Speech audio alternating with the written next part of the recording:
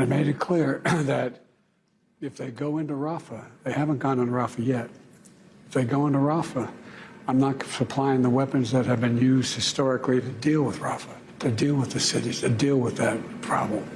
We're going to continue to make sure Israel is secure in terms of Iron Dome and their ability to respond to attacks like came out of the Middle East recently.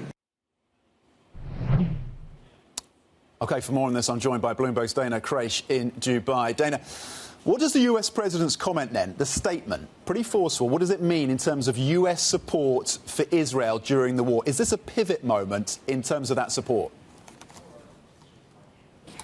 It is very rare, unusual for the U.S. to actually pause any shipments to Israel, and that hasn't happened. It hasn't happened since the October war on Gaza.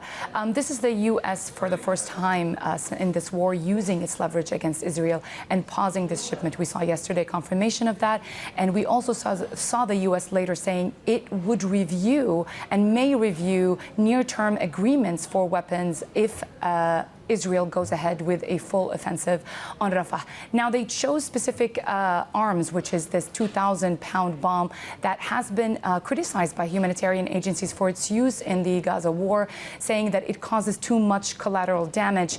Now, on the ground, this might not impact Israel's ability to launch the offensive, but it's a very strong signal, strong warning by the U.S. to its most closest ally to say, listen to us, don't go into Rafah. Dana, what is the latest in terms of the developments on the ground in Rafah? So we saw yesterday Israel taking over the Rafah border crossing from the Gaza side, which also borders Egypt. And this is what prompted a lot of UN agencies to say this is very dangerous because Gaza is already in famine. And they were warning of fuel shortages. We saw pictures out of Gaza where people were moving to the Mawasi area where Israel says has access to humanitarian aid.